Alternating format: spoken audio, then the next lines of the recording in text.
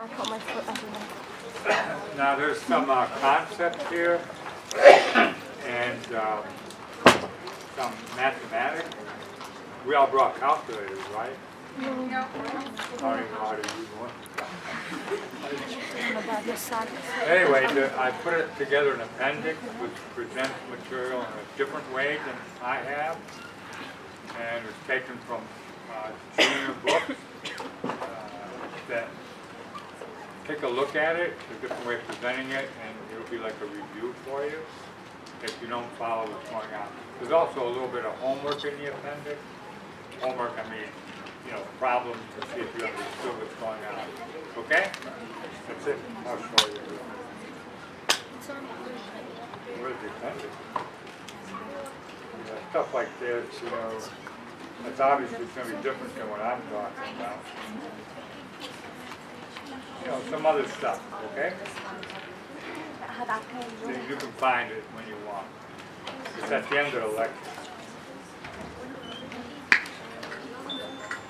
But I chose them because they present it in a different way. And, you know, sometimes it's good. Same concept, but presented different.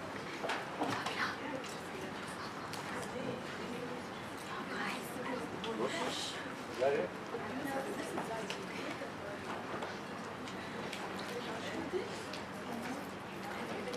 Whoa.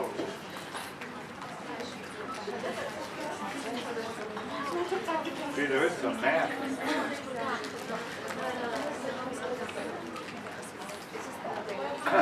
Okay. We're going to be talking about the cardiovascular system, specifically the blood vessels. And I just want to remind you that all you talked about before was the heart, right? It pumps into the cardiovascular system, right? The circuit. Goes down the arteries to the capillaries, back to the veins, and then venous return, and the heart pumps again. This is all one entity called the cardiovascular system, the circuit, right? It's not bits and pieces, it's all one entity. It all behaves a little bit differently depending as you go down the arterial tree or up the venous tree, right? Down to the capillary. Now you learn, here they're showing you some of the histology, anatomy, trying to relate the anatomical structure to the functional activity. But the point is it's a continuum. It's all one big vessel that does different things at the same time, which is kind of cute. And all we do is we take little bits and pieces, cut them out, and say, look at this one's a good example of this kind of function in this circuit, okay? So it's a continuum, but we're the ones that take it out and say, we're going to be talking about an artery, an arterial. You know what these words are? All right. Capillary, vein, okay? And we'll come back to the slide, so don't worry about it. You know, large arteries, I'll give you some highlights. They're highly elastic. You know what elastic means? It's like a rubber band. They'll come back. So it helps with cardiac pumping into the peripheral circulation. You know, like that. We'll get to that later. And arterioles are highly, all muscle core, almost all muscle. And they're involved in vasoconstriction, vasodilation. That's in the appendix as well. But you know what vasoconstriction is? Yes. The muscle, smooth muscle contracts and reduces the lumen, right? That reduces blood flow, right? Or vasodilation or dilatation, that increases blood flow. So they regulate where blood flow is going to which organ system, okay? Every organ system will have an arteriole.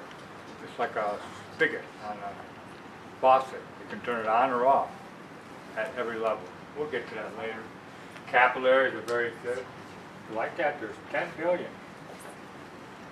That's actually probably not right. It's probably closer to 999,999,000 whatever thousand. I don't know who comes up with these numbers, but there's a lot of them, right? It's a lot.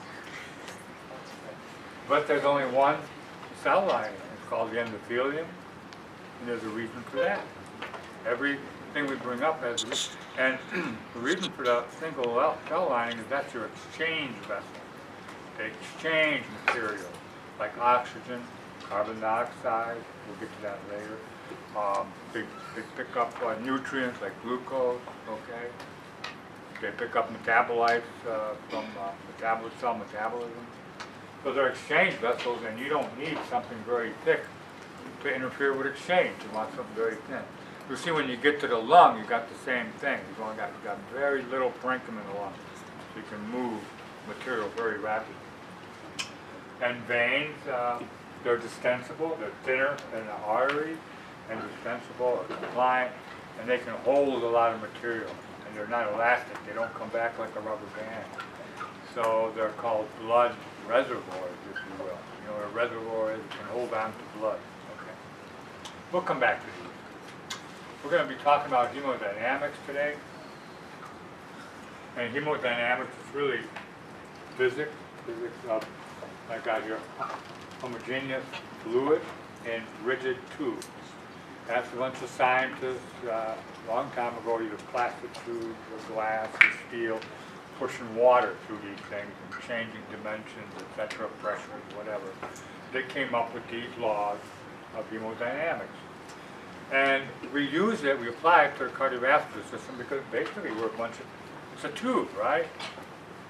So we take advantage of what people learn somewhere else and apply it to the cardiovascular system. And pretty much it's appropriate.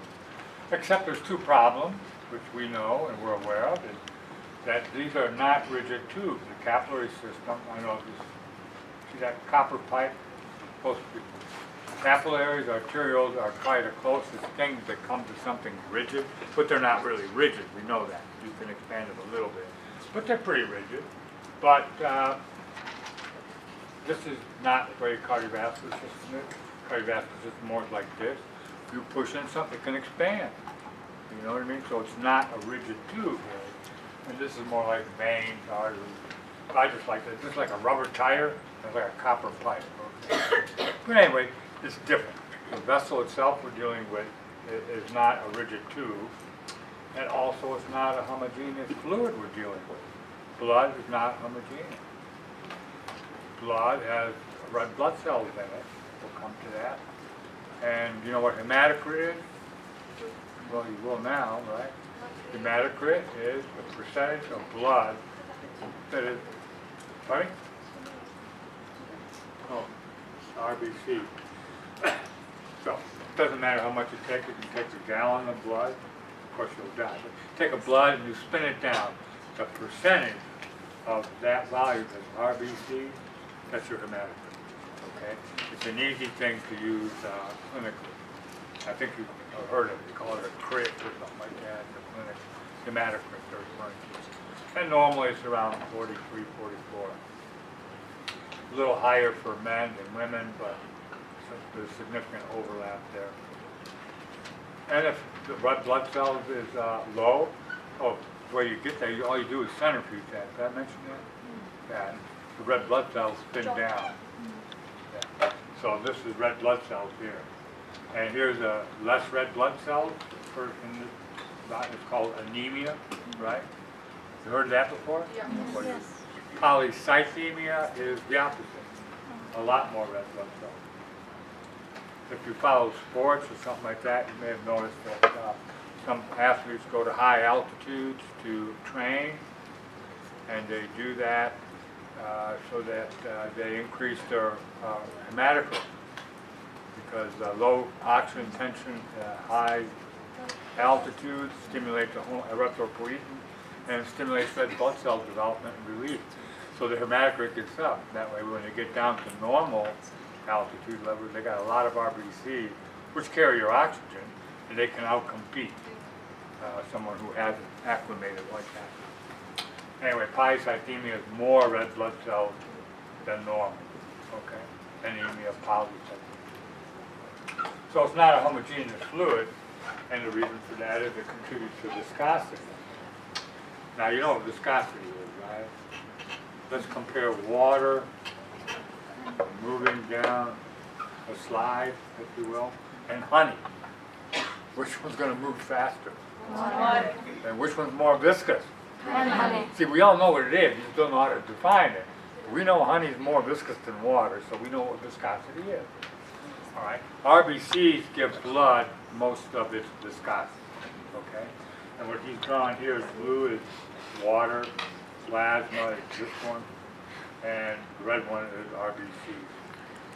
And he's plotted this relative to water, which is 1 in this graph. And it doesn't change, obviously.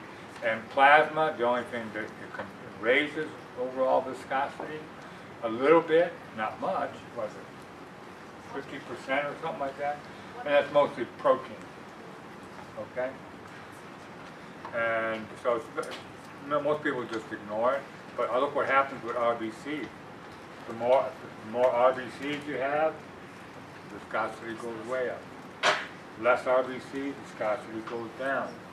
And you can see when we compared talking about a tube, push water through that tube versus pushing honey through that tube. Big difference, right? And all that number refers to here is roughly, it'll take 4 times as much force to move the same amount of volume if it has a hematocrit of 40 versus 0 as water. Okay? That's all he's trying to say with that. But we now know that the more red blood cells, the more viscous, the more difficult it will be to move that fluid. So blood's not homogeneous.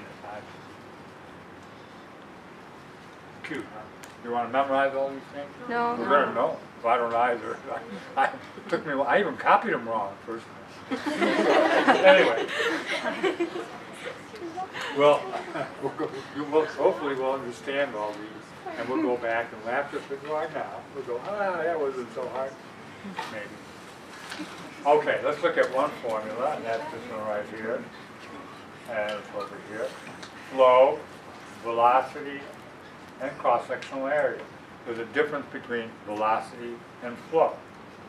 And as you can see here from the unit, if you wanted to, this is a volume flow. Volume, how much is flowing, okay, over time. And velocity is how fast, basically, it's going. All right? So there's 2 different things. So this is like, what do you have speed limits here? Kilometers per hour, miles per hour, whatever it is? Yeah. No speed? Well, that's speed, right? Like velocity, right? Whereas flow is how much is moving, okay? Not so much speed. Is that okay? It's a different thing. And this is redefined in the appendix again. So don't worry, if you're having a hard time right now, bear with me. But I realize from the past, people find this a little difficult. They understand it in class, they go home and study. I don't get it anymore. So there's an appendix for you, okay? Flow is constant, but we're going to be dealing with, always think cardiovascular system. What's flow? Cardiac output, right? Cardiac output, right? Well, cardiac output stays constant, right? What number were you given? 5 liters, 6 liters, 5? 5 liters. Oh, nice round number, okay. Other books have 6. I think the range is 4 to 6 or something. Have you had ranges yet? Yeah, when you get to clinical stuff, then you're making blood measurements or any test you're asking for, they'll usually give you normal range, and here's what your patient had. So there's always going to be a range. Anyway, 5 is good. It's easy to divide into 100 or something, right? And this is the same thing here, 200 centimeters per second. We set that. It's going to be constant through the whole system. And you can see here that flow is going to be directly proportional to velocity times cross-sectional area, or velocity, flow, and divided by cross-sectional area. Let's keep flow constant. So you know, if this is going to stay constant, if this goes up, this must go down. Is that right? Yeah. Otherwise, they're going to stay constant, right? So you got cardiac output coming in here, going through different size tubes, their blood vessels. They have this cross-sectional area.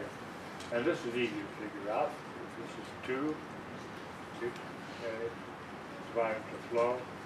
Velocity is 100, right? 2 divided to 200 is 100, right? I hope so. All right. Now you increase the cross-sectional area. What do you expect is going to happen if it's the same flow? Decrease. Yeah. And so if you look it up, 10, flow is constant, 10, yep, velocity went down. So if you increase the cross-sectional area, velocity is going to go down. decrease the cross-sectional area, velocity has to go up. All right? These numbers are just so you don't have to use a calculator, right? You can see it. Fine. All right, so now we know that formula, right? You didn't have to memorize it, right? But why am I boring you with this stuff? Because I have nothing better to do, right? In the cardiovascular system, there's a reason for that. And that is here you have call it the cardiovascular system. Cardiac output is the same throughout everything. You've got artery, arterial, capillary, venous, vein, vena cava, right? Cardiac output's got to be the same through all of it. Is that right? So flow is the same, just like here. Flow is the same, right? Now, let's look at cross-sectional area up here, or here, it's in your book. You got an aorta, that's this cross-sectional area, pretty big. Vena cava, a little smaller. Look at capillary. Now capillaries are really, really small, but there's a lot of them. Okay, remember that? 909, whatever it was. It's a lot of capillaries, right? So their total cross-sectional area is pretty large. There's only one aorta, pretty big, but there's a billion of small capillaries, because the total cross-sectional area is huge, right? Well, that's exactly what they're showing you here. You come down here, aorta, artery, arterial, all of a sudden cross-sectional area goes up, and then when you go into the vein cava, back down. Okay? Now, as cross-sectional area is going up, guess what's happening to velocity? Whoa, wrong button. Velocity is going down, right? Well, what's the point of that? It makes sense, doesn't it? Yeah, we've learned a little bit. The reason you want that slow movement through the capillary, that's where you're exchanging material. You don't want to go zipping through there. Give it enough time, exchange everything, it goes back up. Nothing gained, nothing lost, right? It's going right back up to where it was before. But while it was going through the capillaries, time for exchange, right? Is that good? We learned some math. Laminar flow. This is a tough one. Do people play cards? Ever play cards? Oh, good. I know the men do, you can see them, but sometimes women don't, but I'm glad you do. There's a reason for that. Lamina means sheet. Laminar flow or streamlined flow. Other people will use other words, but it's smooth flow. In the cardiovascular system, that's what we have. Our cardiovascular system doesn't make noise. You can't hurt. You can't steer the blood moving through other people's bodies, right? Not usually, okay? So, you got very smooth and it's a parabolic profile. This is difficult to explain, but let's pretend people can understand it. The blood is moving in a set of lamella, which are sheets. Sheet. The one sheet is close to the wall of the blood vessel. The next one's more internal. The next one's more internal. More internal. Pretend they're sheets, okay? The first sheet has a resistance offered by the blood vessel wall. It's stuck by the wall, okay? And the second sheet is moving on top of that one. But they're homogeneous. They're both plasma. So this one slips really easy over that sheet. The sheet on top of that is slipping over this one. The sheet on top of that is slipping over this one. Back to the deck of cards. And put a deck of cards on a table, and if you hit them on the side, they go flying down the table, right? The bottom card will probably stay stuck to the table. The top one may go off the table. They move very fast at the top. That's the same thing here. If you think about your card sitting over here, and then you tap them, the bottom layer stays stuck. But after that, they're all sliding way ahead of each other, even off the table. What's going on is, let's say that this inner layer is dragging along the vessel wall, so it's barely moving. This outer layer, smooth. It's not stuck against the wall, and it's moving at 5 miles, 5 kilometers an hour, right? Let's say. Then the layer on top of that is moving 5 kilometers an hour on top of something that's moving also 5 kilometers an hour. That's pretty fast. The layer closer to the middle is moving 5 kilometers an hour on top of something that's moving 5 kilometers an hour, which is on top of something that's also moving 5. You get the picture? They're moving pretty fast by the time they get to the center stream, right? So that's why the velocity profile is usually parabolic like this. And even guidance draws it that way. So center line, highest velocity of flow. Does that card trick help you? No? I think if you can understand it, there's always going to be friction between the wall and the immediate fluid within the blood vessel wall. But after that, they're sliding easier as layers. Yeah. Where would be the less friction? Pardon me? Where can we have less friction? Where's the friction coming from? What? Where the friction is least? Where does it cease? Least. What? Least Where's the friction? Least amount. Minimum friction. Minimum friction? I don't know. My suspicion would be here, if you want to talk about it that way. The only friction is also resistance to flow, right? They're using the word friction because the liquid is different than a blood vessel wall. And also endothelial cells have a glycocalyx and all this other stuff. So, but I don't think you can refer to this as less friction. I guess it is. Least friction. They're just sliding across each other. But I don't know if that's the right word to use. But anyway, you understand this? Yeah. You're not going to say where's the maximum friction. I don't know. I don't even know the least friction. I've heard of it. So blood flows through each and every single layer, between layers of the vessels. This is the way it's trying. This is the way blood moves The like blood this. moves only in the center or between layers as well. If the whole blood is moving, right?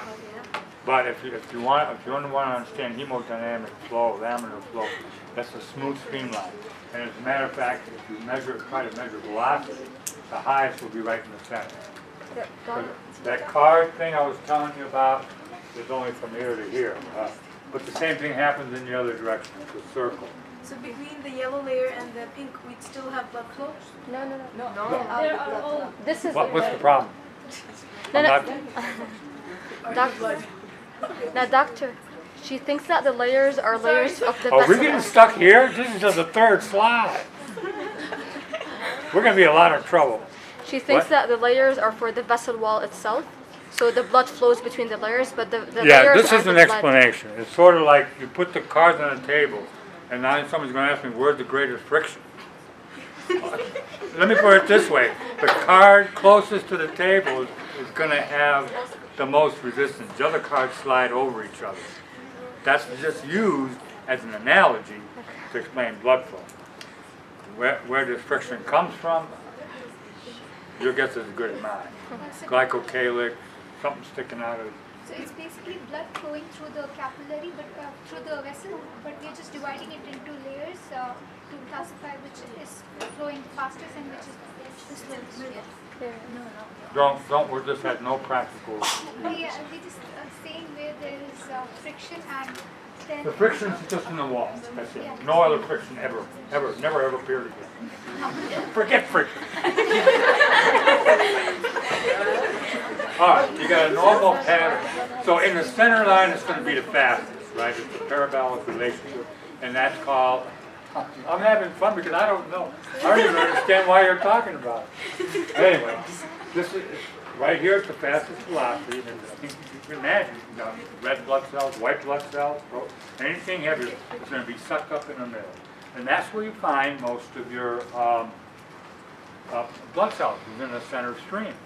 Okay, and I won't get into that because I don't want to get involved with friction again. But the blood cells are going to be in the center stream. All right, and as a matter of fact, you'll have this concept. They call it unstirred layer. How does that sound? That's the same thing as friction. This is the very layer next to the blood vessel. Most people consider it to go there. It's unmoving. It doesn't move.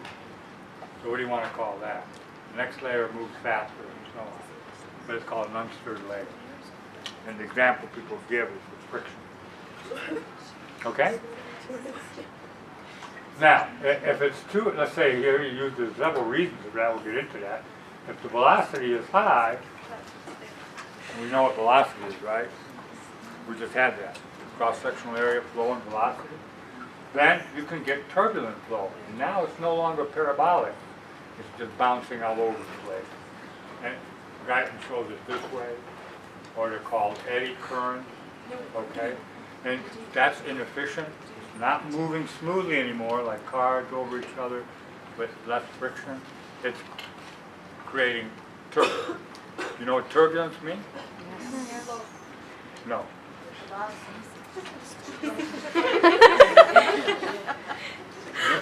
Google it. Turbulence. All right, let's talk about rivers. What do you know what water is? You've been out of the desert? No? No? You know what rivers are and stuff? Yeah. Well, you can have a real calm river moving, laminar flow. Moving. At the bottom, I'll show you this picture. Okay. Let's see this river here. This is going to be sort of unstirred. And I think if you look at it, you look seaweed. You've seen seaweed in the water? Yeah. Up here it'll be waving. Over here not so much. Well, I know they have roots, but usually not too much movement. And that's where your bugs are crawling around. So that's your first layer. Friction in the sand or whatever. Then all these other layers are moving more smoothly towards the top. That's where the fastest movement is going to be. All right? Does that make sense? Turbulence is when someone throws a rock in there, or boulders. I don't know if you've ever seen rapids on TV. Yeah. But all of a sudden that movement is no longer slow. Okay? No longer smooth. It's bouncing over white foam, white wave. All right? That's turbulent flow. It's not smooth. Another example of turbulent flow is your sink. When you turn on your faucet, turn on low or medium low, it's pretty smooth coming out, right? Crank it up all the way, and all of a sudden that's turbulent. It's no longer smooth, and just when you can actually see bubbles or froth forming, right? Because it's moving too fast. Okay? I'll bring this up. Okay, you've seen this picture. You're familiar with that? There's something called Reynolds number. You don't have to strictly know what that is or have a value for it. Don't worry about it. The Reynolds number changed. Guyton gives you one number, another book gives you another number. The point being is that Reynolds number goes up, there's a potential for turbulence. If it goes down, potential for turbulence goes down. It will remain laminar flow or non-turbulent flow. And that's useful in some instances, but usually no one's going to ask you what's a Reynolds number or anything. They might ask you what it means, and now you know, okay? And the major determinants, this is from physics and all that, you've got something like density. Not a problem in the cardiovascular system. Blood doesn't change density, okay? Diameters do change a little bit, primarily, mostly, in like the heart chamber, and then you've got it moving right into an aorta, those areas there, so you get some diameter changes there. But they're not that big. The biggest things you have to worry about with Reynolds number or turbulence is velocity, and that was actually given here as an example, velocity, and also viscosity, right? And we know what both those are, all right? So, velocity, well, I mentioned this, heart chambers, blood vessels, or if you get an atherosclerotic plaque, which I'll show you in a minute, then you're going to decrease the cross-sectional area. Guess what happens to velocity? Yeah. Didn't we just have that formula? We did. We did, right? So if we reduce the cross-sectional area, velocity is going to go up. Same flow to the cardiovascular. All right. Blood viscosity, what? Anemia or polycythemia. Okay. And this is interesting. I haven't seen it myself, but someone said someone with severe anemia, you can hear the cardiovascular system of this person. You can actually hear the I've never heard it myself, but someone said you could. Which means anemia, you're going to increase, the viscosity will go down, and this is going down, so Reynolds number goes up, right? More tendency for turbulence. But the major thing usually is velocity. That's why I have it in bold. All right, so that's the major thing in cardiovascular. That's going to increase turbulence. And the point of this is why are we talking about rivers and rocks and things like that? Well, turbulence you can hear. Okay, it'd be like a quiet stream. If there's no rocks or boulders and the flow is laminar, you're not even going to hear it. Maybe a hum. When you hear the stream or the creek or the river or whatever, it's because there's turbulence. Eddies forming. It's bouncing off of rocks and stuff. And it'll do that. All right, so it makes the sound. And when are they going to give you stethoscope? Next year. You have to pass cardiovascular first? Good. Well, remember did you ever use a can and a string or a glass to listen to a wall? Did you ever do that? Yeah. Yeah. Well, don't worry, you're not going to get that. You pay 100,000 reals a year, right?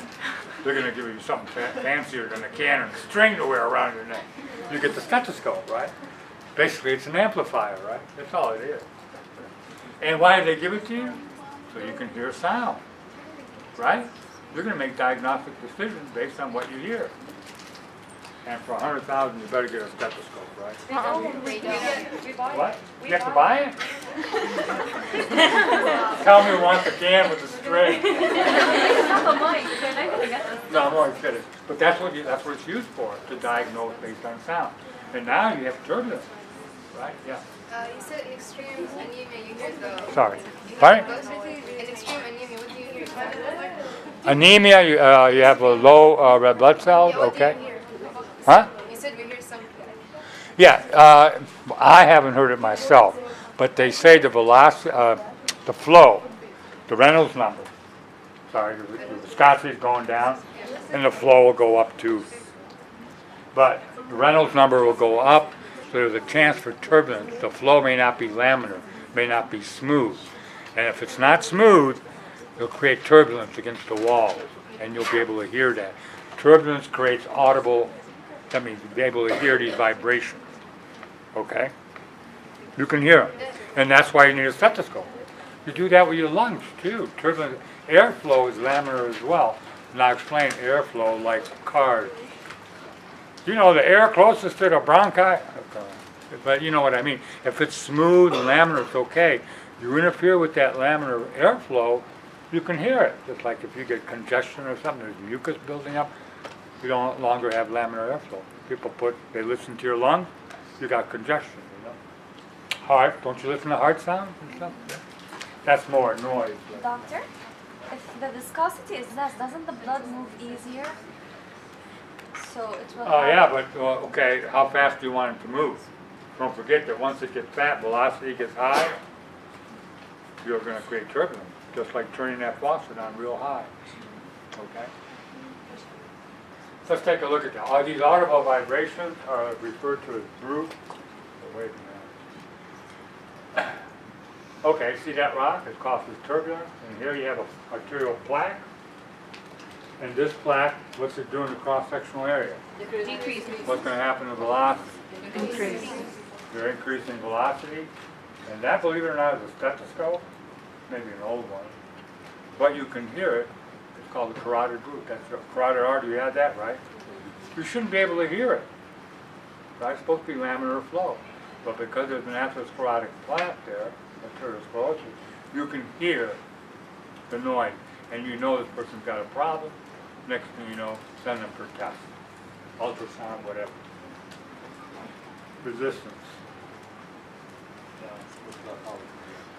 All because of friction. Want to take attendance or whatever? Compared to the man, don't ask me why. Something to do with friction. Alright, let's talk about resistance. Now remember there's material in the appendix. I can't pull down anymore. There's material in the appendix. You have to teach some of this stuff in a different way. So you may have an easy time understanding it now, but my understanding from the past is that people studying this find it difficult to understand. Okay, so that's what I put in the appendix. There's also homework. It's the pressure gradient that makes the flow move. Does everybody understand that? I'll keep going, assuming you do, right? The higher pressure, so that's why they call it a pressure gradient. If this pressure is the same as this pressure, is there flow? No. Okay, we're okay there, right? And that's repeated in the appendix. This we can measure pressure. Yeah, we measure it. We can even show you, right? No problem. You're going to be able to measure blood pressure in humans, right? No problem. Flow, pressure, and the flow, this is blood flow, and that's flow here, flow. We can measure that too. If you want to, you could take a person's artery, or cut it, put a beaker underneath there, and you measure flow, right? You got a certain amount of volume per minute. Of course, person's dead, right? But they have electronic equipment where we can measure flow in different arteries and everything. Resistance, we can't measure. So what you got here is flow, you can measure. Pressure gradient, you can measure. Can't measure this. Because it's a multi-component item. Resistance is dependent on a characteristic of the wall itself, the blood vessel wall, as well as the fluid. So it has multiple components. You can't just simply measure. Flow, as I just showed you, can measure. You can see it coming out. Or pressure, you can see it. Well, you can't see it, you can hear it. We can measure. And you got mils per minute per mercury or pressure. Now you have to know this one. If you don't know this formula, you can't get out of cardiovascular according to most people, right? And this is not that hard to understand, is it? Flow is going to be directly related to the pressure gradient moving it. It's going to be indirectly related to the resistance offered in the system. And that resistance can be due to fluid itself, the blood vessel wall. Okay? We can't measure it. Let's take a look at it. Your systemic circulation is a high resistance circuit, and that's shown here. What? And if you look closely, this has been flipped, the writing's backwards. I needed a left ventricle on this side. You need a thicker, stronger wall to pump against the high resistance. That's why you have to achieve a high pressure. This makes sense if you go back to the formula. If you're trying to pump against a higher resistance, you need a higher pressure to move that cardiac output. You need a thicker wall, right? So you have a higher pressure here, right? Now, in the pulmonary circulation, that's a low resistance. I don't know if you had this before, have you? Anyway, in the pulmonary circulation, your pressures aren't that high to drive flow. It's a low resistance circuit. You've got a thin ventricle, thin wall ventricle. You don't need that much strength to move fluid against a very low resistance, right? A thin wall is sufficient. And the kind of pressures we're dealing with in the systemic circulation, do you know that mean pressure is around 100? Did you ever hear that before? So when Moni was talking about the hearties, he stopped before he got the aorta, and after that, nothing mattered, right? No? Anyway, this is not the first time you've seen this, is it? Isn't it? Yeah.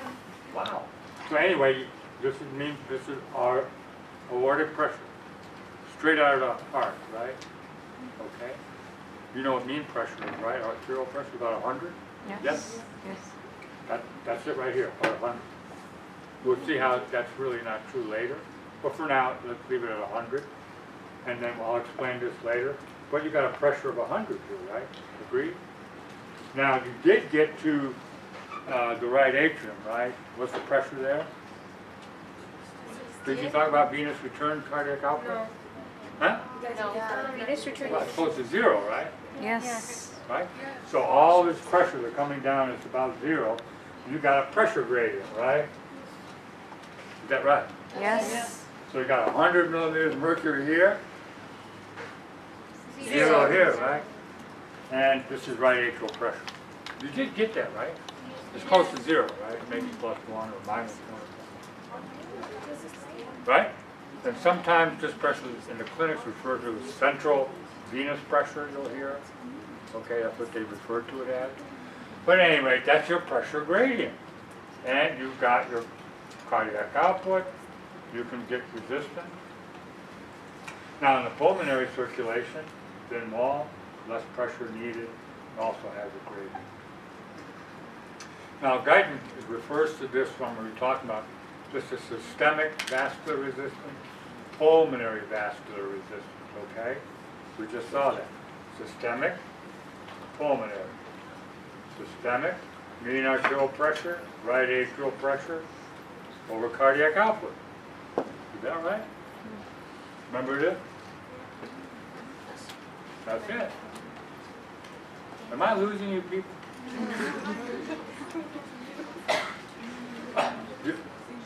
Am I really? No. This is getting scary. I meant to have a problem. Anyway, I don't know what to say. Okay. How far back you going? You know this? Yeah. Is this okay? Yes. Then you rearrange this and you end up here. Is this okay? Yes. Okay, got that in your mind? Yeah. This is delta P. Arterial pressure minus right hip, right? Cardiac output is the same, whether it's systemic or pulmonary. You cannot have an imbalance and still maintain life. Is that right? Cardiac output has to be the same. You have the same amount going to your lungs after your systemic circulation. Otherwise, is that right?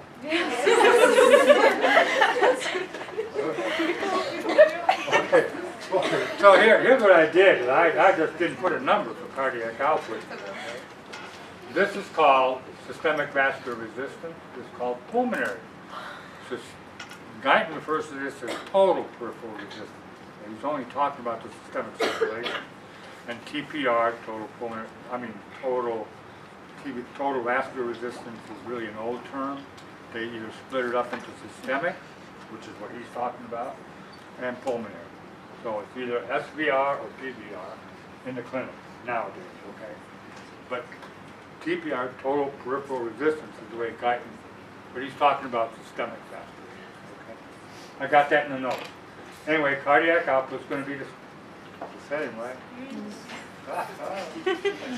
All right. The only difference is the pressure gradient. You got 100 to 0 versus 15 to 0. I made up that number 15 because it's easy. Right? You can say 17 if you want, or 16, but it's small, right? And that's over here and over here because it goes to 0. So that's your delta P, right? So this is a high resistance. Makes sense, right? This is a high resistance circuit. This is a low resistance circuit.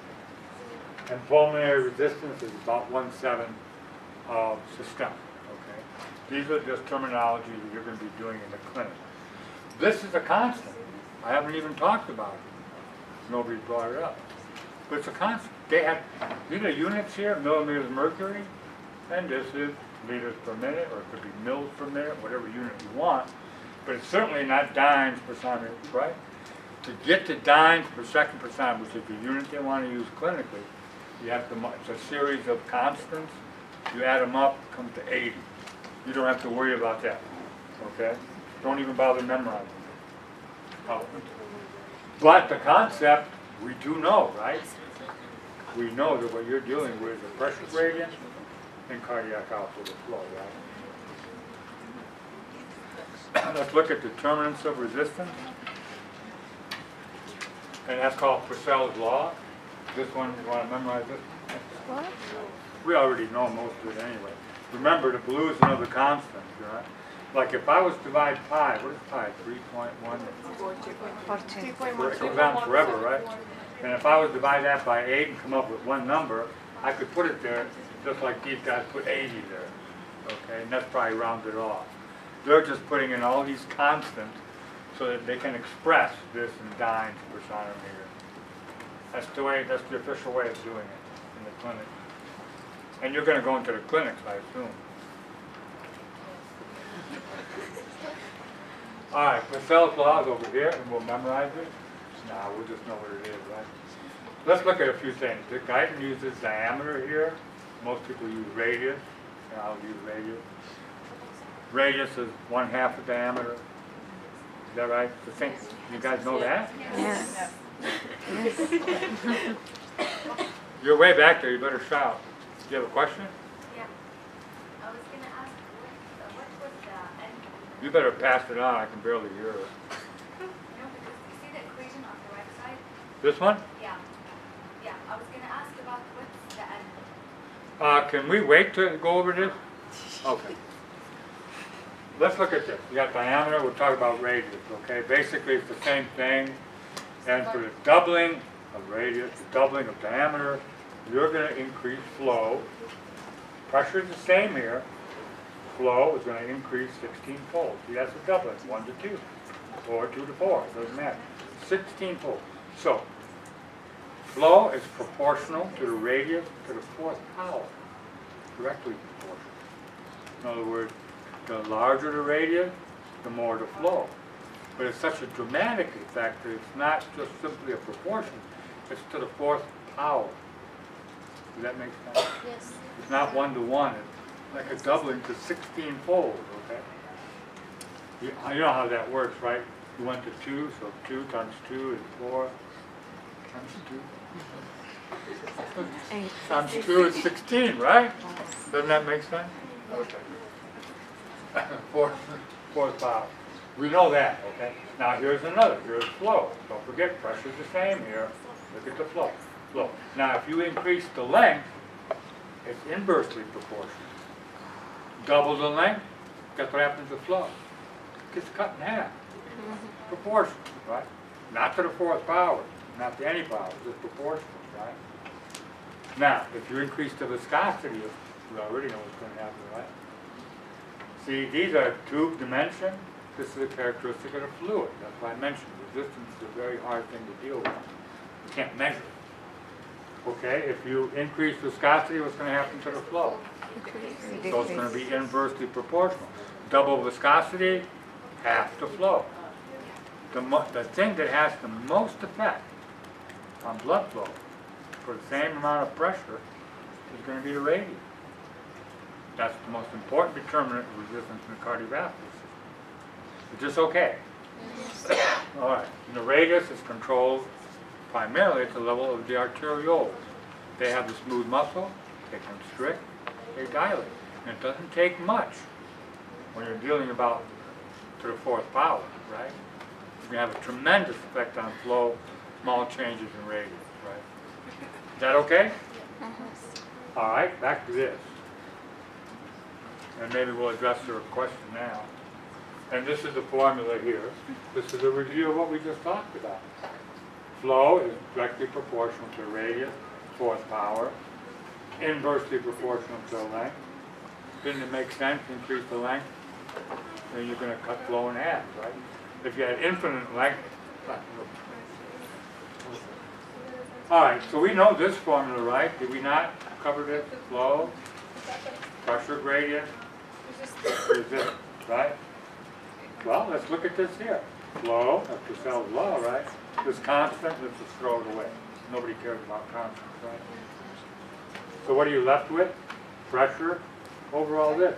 Well, pressure we know. That's up here. Now, you take my word for it that this is the same thing as this. Flow equals pressure times 1 over R. You remember that from, yeah, is that okay?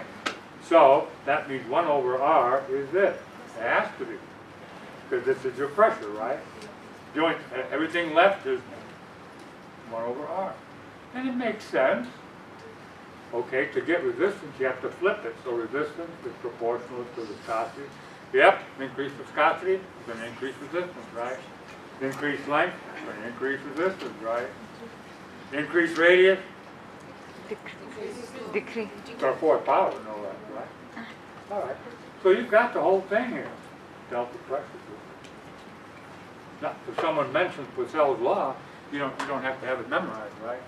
You know where to put everything. I could list length, viscosity for you, radius.